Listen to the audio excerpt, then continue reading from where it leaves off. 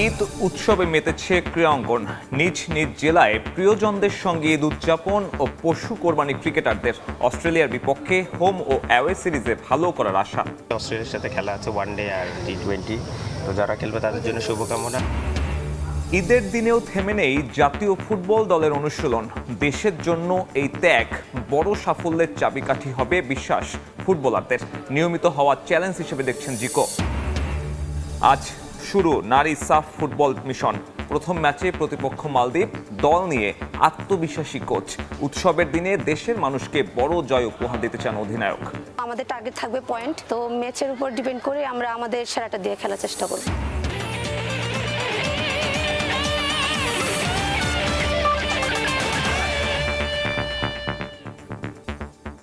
বিশ্বের নানা প্রান্তের খেলাধুলার খবর জানিয়ে দিব আমি সাব্বির মিথুন। নিজ নিজ জেলায় পরিবার, বন্ধু ও স্বজনদের সঙ্গে ঈদ উদযাপন করেছেন বাংলাদেশ জাতীয় দলের ক্রিকেটাররা। ঈদের নামাজ শেষে প্রিয়জনদের সঙ্গে নিয়ে পশু কোরবানি দিয়েছেন তারা।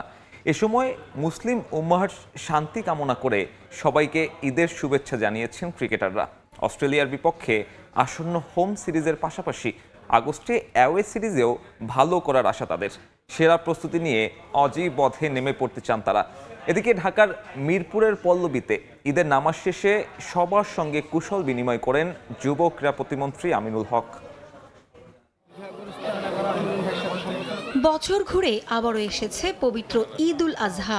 পাকিস্তানের বিপক্ষে ঐতিহাসিক টেস্ট সিরিজ জয়ের পর ঈদের ছুটিতে নিজ নিজ জেলায় আনন্দঘন পরিবেশে পরিবার ও স্বজনদের নিয়ে ঈদ উদযাপন করছেন বাংলাদেশ জাতীয় দলের ক্রিকেটাররা। এবারের ঈদ টেস্ট অধিনায়ক নাজমুল হোসেন শান্তর জন্য একটু বিশেষ। তার নেতৃত্বে টাইগাররা পেয়েছে পাকিস্তানের বিপক্ষে হোয়াইট ওয়াশের স্বাদ। ঈদ উল আজহার দিনে রাজশাহীর পবার রণহাট গ্রামের ঈদগাহ মাঠে নামাজ আদায় করেন শান্ত। নামাজ শেষে সবার সঙ্গে কোলাকুলি ও কুশল বিনিময় করেন তিনি। পরিবার ও আত্মীয় স্বজনের সঙ্গে কোরবানির আনুষ্ঠানিকতায় অংশ নেন শান্ত। 2 ম্যাচের টেস্ট সিরিজ খেলতে আগামী আগস্টে অস্ট্রেলিয়া সফরে যাচ্ছে বাংলাদেশ। সেরা প্রস্তুতি নিয়ে সেখানে যেতে চান শান্ত।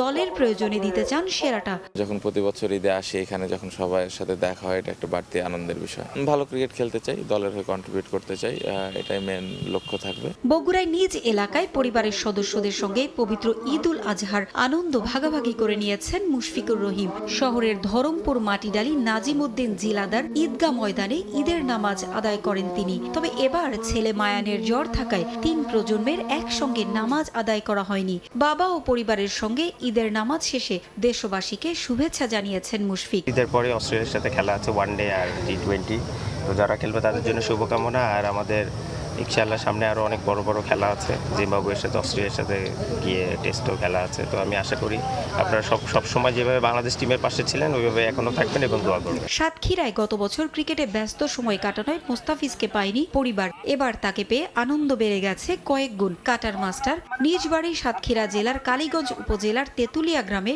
বাড়ির পাশে ঈদগাহ ময়দানে গ্রামবাসীর সাথে একেবারেই সাদামাটাভাবে ঈদের নামাজ আদায় করেন। এরপর ভাইদের সঙ্গে পশু কোরবানি দেন মুস্তাফিজ। তাকে পেয়ে ঈদের আনন্দ কয়েক গুণ বেড়ে যায় গ্রামবাসীর। পেসার শরীফুলের সামনে দেশের মাটিতে অস্ট্রেলিয়ার বিপক্ষে ওয়ানডে ও টি20 সিরিজে ভালো করার চ্যালেঞ্জ। তবুও ঈদের ছুটিতে এসেছেন তার গ্রামের বাড়ি পঞ্চগড়ে। ঈদের দিন সকালে দেবীগঞ্জ উপজেলার দণ্ডপাল ইউনিয়নের মৌমারি নগরডাঙ্গা এলাকার মাস্টারপাড়া ঈদগায় ঈদের নামাজ শেষে সবার সঙ্গে কুশল বিনিময় করেন শরীফুল। জানান কোরবানির ঈদ নিয়ে তার শৈশবের চমৎকার দিনগুলোর কথা। আসন্ন অস্ট্রেলিয়া সিরিজে দেশকে জয় উপহার দিতে চান এই পেসার। অস্ট্রেলিয়া সিরিজ আছে কিছুদিন পরে, সো ইনশাআল্লাহ চেষ্টা করবো সেখানে ফিট থেকে ভালো কিছু করার। এদিকে ঢাকার মিরপুরের পল্লবীর 2 নম্বর ওয়ার্ড ঈদগাহ মাঠে পবিত্র ঈদ উল আজহার জামাতে উপস্থিত থেকে নামাজ আদায় করেন যুব ও ক্রীড়া প্রতিমন্ত্রী আমিনুল হক। এ সময় দেশের মানুষকে ঈদের শুভেচ্ছা জানান তিনি। সবাই মিলে দেশের ক্রীড়াঙ্গনকে এগিয়ে নেয়ার আশা প্রতিমন্ত্রীর। পারভিন আক্তার, সময় সংবাদ। এবারে নারী সাফ চ্যাম্পিয়নশিপের খবর। হ্যাট্রিক শিরোপা জয়ের মিশনে ঈদ উল আজহার রাতেই মাঠে নামছে বাংলাদেশ। মারিয়া মান্ডার দলের প্রথম ম্যাচের প্রতিপক্ষ মালদ্বীপ। উৎসবের দিনে দেশের মানুষকে বড় জয় উপহার দিতে চান অধিনায়ক। ম্যাচ বাই ম্যাচ জয় তুলে শিরোপা ধরে রাখার লক্ষ্য মারিয়া মান্ডার। আর কোচ পিটার বাটলারের প্রত্যাশা দল কতটা উন্নতি করেছে তার জানান দেয়া। ভারতের গোয়ার জওহরলাল নেহরু স্টেডিয়ামে দু দলের ম্যাচ শুরু হবে বাংলাদেশ সময় রাত 8টায়।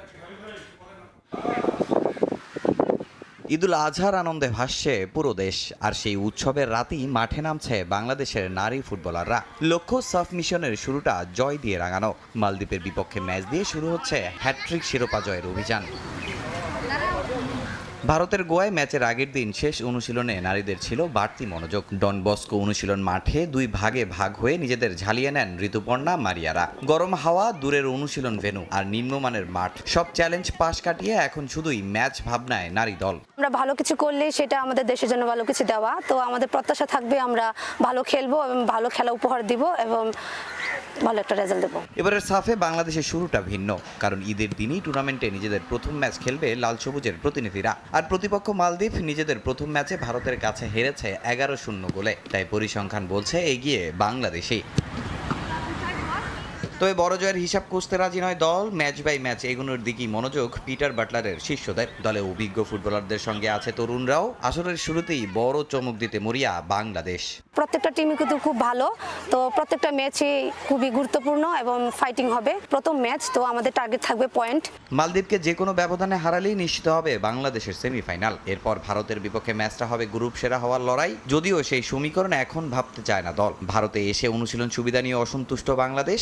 ম্যাচের আগের দিনও খারাপ আউটফিল্ডে অনুশীলন করতে হয়েছে মারিয়াদের। তবে এসবকে অজুহাত বানাতে চান না হেড কোচ পিটার বাটলার। তার চোখ শুধুই মাঠের পারফরমেন্স। আমি জানি অনেকেই বলবে এত গোল দিতে হবে, তত গোল দিতে হবে। আমি চাই মেয়েরা মাঠে গিয়ে তাদের সেরাটা দিক এবং ভালো খেলুক। আমাদের ইতিবাচক থাকা উচিত। সামর্থ্য যা আছে তা নিয়েই লড়াই করতে হবে।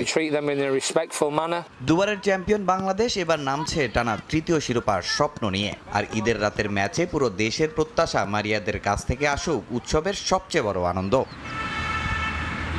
তামিম হোসেন, সময় সংবাদ। এদিকে ঈদের দিনেও থেমে নেই বাংলাদেশ জাতীয় ফুটবল দলের অনুশীলন। সান মারিনো ম্যাচ সামনে রেখে ঈদের দিন সকালে প্রায় 2 ঘন্টা ঘাম ঝরিয়েছেন ফুটবলাররা। দেশের জন্য এমন ত্যাগ বড় সাফল্যের চাবিকাঠি হবে বলে বিশ্বাস মোরসালিন জিকোদের।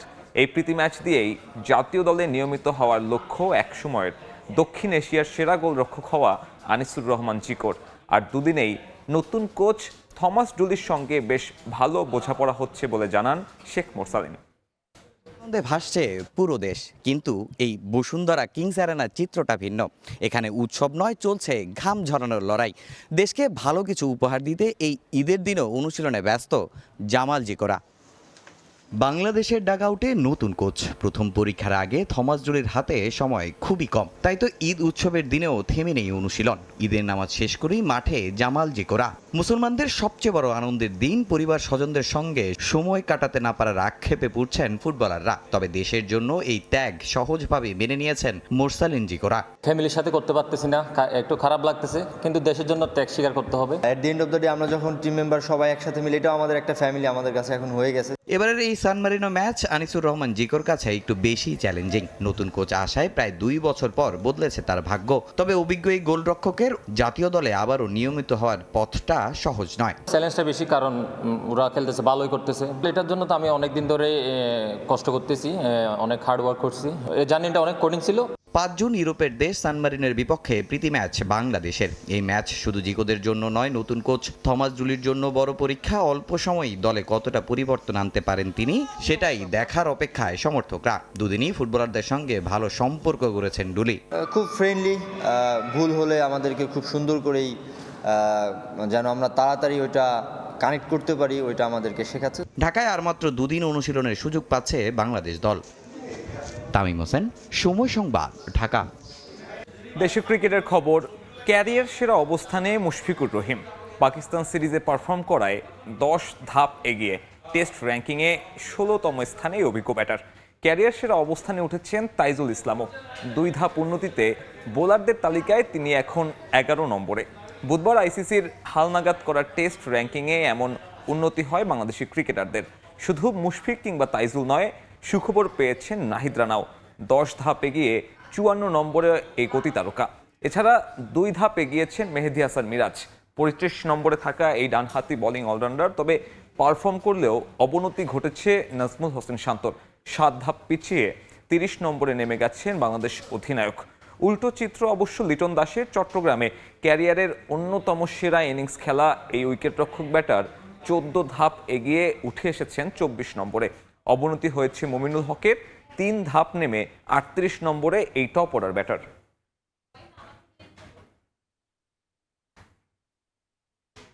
খেলার সময় আরও থাকছে। বাতাসে দুলতে শুরু করেছিল কলকাতার লেক টাউনে লিওনেল মেসির 70 ফুট উঁচু ভাস্কর্য। নিরাপত্তা ঝুঁকির কারণে সরিয়ে ফেলার নির্দেশ।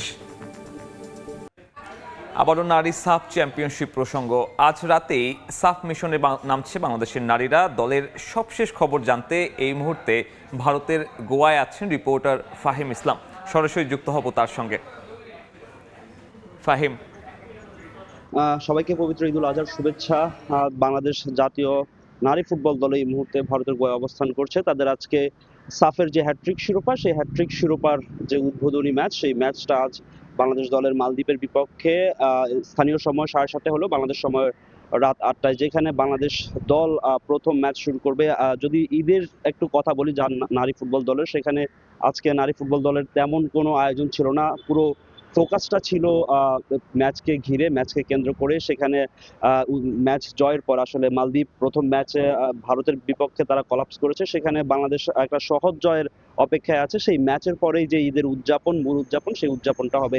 আর যদি একটু ম্যাচের কথা বলি, বাংলাদেশের দলের যেই অবস্থা, সেখানে আসলে ক্যাপ্টেন পরিবর্তন হয়েছে। মারিয়া মান্দাকে দায়িত্ব দেওয়া হয়েছে। গতকাল ম্যাচের আগে পিটার বাটলার জানিয়েছিলেন যে আফিদা খন্দকারের যেই ডিফেন্সে যে ভুলগুলো তিনি করছেন, অতিরিক্ত চাপের কারণে, অধিনায়কত্বের চাপের কারণে সেই ভুলগুলো থেকে যেন আফিদা খন্দকার সরে আসতে পারেন, সেই জন্য আসলে আফিদার কাছ থেকে ক্যাপ্টেন্সির দায়িত্ব নিয়ে মারিয়া মান্দাকে দেওয়া হচ্ছে। এমনকি আনিকা রানিয়া সিদ্দিকের বিষয়ে আসলে যিনি গত যে এশিয়ান কাপে বাংলাদেশ নারী ফুটবল দলে অন্তর্ভুক্ত হয়েছিলেন, তাকে কিন্তু আসলে মূল স্ট্রাইকারের ভূমিকায় প্রাথমিক একাদশে দেখা যেতে পারে। যিনি আসলে মূলত ফরওয়ার্ড হিসাবে খেলে থাকেন, কিন্তু নাম্বার 9 হিসাবে পিটার বাটলার তাকে ট্রাই করাবেন। এছাড়া স্কোয়াডে বেশ কিছু পরিবর্তন আসবে। যে মনিকা চাকমা, মিডফিল্ডের প্রাণ, তিনি কিন্তু মাঠে থাকছেন না, এবং শিউলি আজম কিন্তু আজকে শুরুর একাদশে থাকছেন না। তো ভারতের গোয়া থেকে মালদ্বীপ এবং বাংলাদেশ ম্যাচের খবর নিয়ে এই ছিল আমার কাছে সবশেষ। নারী সাফের সবশেষ খবর জানাতে ভারতের গোয়া থেকে যুক্ত হয়েছিলেন সহকর্মী ফাহিম ইসলাম। দেখছেন খেলার সময়, সঙ্গে থাকুন। এ পর্যায়ে জানাবো সড়ক দুর্ঘটনার খবর। গোপালগঞ্জে বাস মোটরসাইকেল সংঘর্ষে নিহত হয়েছেন 5 জন, আহত হয়েছেন আরও অন্তত 20 জন। এই মুহূর্তে ঘটনাস্থলে আছেন রিপোর্টার জয়ন্ত শিরালি। সরাসরি যুক্ত হব তার সঙ্গে। ঈদের যে আনন্দ, সেই আনন্দ কিন্তু গোপালগঞ্জে বিষাদের রূপ নিয়েছে। গোপালগঞ্জ শহরতলির বেদগ্রাম যে এলাকা রয়েছে ঢাকা খুলনা মহাসড়কের, সেই বেদগ্রাম এলাকায় আজ একটি দোলা পরিবহনের একটি বাস, যে বাসটি ঢাকা থেকে ছেড়ে এসেছিল পিরোজপুরের উদ্দেশ্যে। বাসটি মূলত এই গোপালগঞ্জ শহরতলির বেদগ্রাম এলাকায় পৌঁছালে একটি দ্রুতগামী মোটরসাইকেল, সেই মোটরসাইকেলের মুখোমুখি সংঘর্ষ হয়। এই সংঘর্ষে বাসটি রাস্তার উপরই উল্টে পড়ে যায় এবং যে মোটরসাইকেল ছিল, সেই মোটরসাইকেলটি কিন্তু দুমড়ে মুচড়ে যায় আমরা দেখেছি। এছাড়া আমরা পুলিশের সাথে কথা বলেছি, ফায়ার সার্ভিসের সাথে কথা বলেছি, তারা যেটি জানিয়েছে যে এই দুর্ঘটনায় মোটরসাইকেলের 2 আরোহী সহ বাসের আরো 2 যাত্রী ঘটনাস্থলেই নিহত হয় এবং একজন 12 বছরের শিশু, তাকে গোপালগঞ্জ জেনারেল হাসপাতালে নিয়ে যাওয়া হলে সেখানে কর্তব্যরত চিকিৎসক তাকে মৃত ঘোষণা করে। এছাড়া প্রায় 20 জনের মতো আহত হয়েছে, তার মধ্যে 11 জনকে গোপালগঞ্জ মেডিকেল কলেজ হাসপাতাল এবং জেনারেল হাসপাতালে চিকিৎসা দেওয়া হয়েছে। বাকিদের বিভিন্ন জায়গায় প্রাথমিক চিকিৎসা দেওয়া হয়েছে। তো এরপরে, এই ঘটনার পরে কিন্তু ঢাকা খুলনা মহাসড়কের যে 2 পাশ, আজ ঈদের দিন যদিও যানবাহন কম, তারপরেও যে যানবাহন চলছিল সেই যানবাহনগুলো কিন্তু আটকা পড়ে যায় এবং যান চলাচল বেশ কিছুক্ষণের জন্য বন্ধ থাকে। এরপরে ঘটনাস্থলে ফায়ার সার্ভিস, পুলিশ সহ এবং স্থানীয়দের সহায়তায় রাস্তাটি পরিষ্কার করে দেওয়া হলে এরপর যান চলাচল স্বাভাবিক হয়েছে। এই 30 মিনিটের মতো হলো। এছাড়া আমরা দেখেছি যে এই ঘটনাস্থলে এসেছেন গোপালগঞ্জ 2 আসনের যিনি MP doctor K M Babar, তিনি ঘটনাস্থল পরিদর্শন করেছেন পুলিশের ঊর্ধ্বতন কর্মকর্তারা। এছাড়া ফায়ার সার্ভিস এবং যারা পুলিশের সদস্য রয়েছেন, তারা কিন্তু এখনো সড়কে রয়েছেন। তারা সড়কটিকে পরিষ্কার রাখার চেষ্টা করছেন। আমরা দেখেছি যে দুর্ঘটনার পর থেকেই কিন্তু এই সড়কে অনেকেই ভিড় করেছেন, এই দুর্ঘটনার স্থলে তারা অনেকে সহযোগিতা করেছেন। এর আরেকটু যদি বলি যে যে 5 জন নিহত হয়েছেন সেই 5 জনের পরিচয় কিন্তু এখনো শনাক্ত করা সম্ভব হয়নি। পুলিশের পক্ষ থেকে বলা হয়েছে যে পরিচয় শনাক্তের চেষ্টা চলছে। তো এখনো পর্যন্ত কিন্তু আপনারা দেখতে পাচ্ছেন যে গাড়িটি সামনের অংশ একেবারে ভেঙে চুরমার হয়েছে এবং পিছনের জানালা সহ যত গ্লাস ছিল সেই গ্লাসগুলো কিন্তু ভেঙে গিয়েছে। তো এগুলো রাস্তা থেকে পরিষ্কার করা হয়েছে। আমি একজন প্রত্যক্ষদর্শীর সাথে কথা বলেছিলাম, তিনি যেমনটি জানিয়েছিলেন যে মোটরসাইকেলটি বেপরোয়া ছিল, সেই মোটরসাইকেলটিকে রক্ষা করতে গিয়েই কিন্তু বাসের চালক নিয়ন্ত্রণ হারায় এবং নিয়ন্ত্রণ হারালেই কিন্তু এই দুর্ঘটনাটি ঘটে। তো এই ছিল আমার কাছে গোপালগঞ্জ থেকে সড়ক দুর্ঘটনার সর্বশেষ। কর্মী যুক্ত হয়েছিলেন গোপালগঞ্জ থেকে, জানাচ্ছিলেন সেখানের দুর্ঘটনার সবশেষ খবর। দেখছেন খেলার সময়, সঙ্গেই থাকুন। খেলার সময় শীর্ষ সংবাদগুলো জানিয়ে দিচ্ছি আরেকবার। ঈদ উৎসবে মেতেছে প্রিয়ঙ্গন। নিজ নিজ জেলায় প্রিয়জনদের সঙ্গে ঈদ উদযাপন ও পশু কোরবানি ক্রিকেটারদের। অস্ট্রেলিয়ার বিপক্ষে হোম ও অ্যাওয়ে সিরিজে ভালো করার আশা। ঈদের দিনেও থেমে নেই জাতীয় ফুটবল দলের অনুশীলন। দেশের জন্য এই ত্যাগ বড় সাফল্যের চাবিকাঠি হবে বিশ্বাস ফুটবলারদের। নিয়মিত হওয়া চ্যালেঞ্জ হিসেবে দেখছেন জিকো। এবং আজ শুরু নারী ফুটবল দলের সাফ মিশন। প্রথম ম্যাচে প্রতিপক্ষ মালদ্বীপ। দল নিয়ে আত্মবিশ্বাসী কোচ। উৎসবের দিনে দেশের মানুষকে বড় জয় উপহার দিতে চান অধিনায়ক।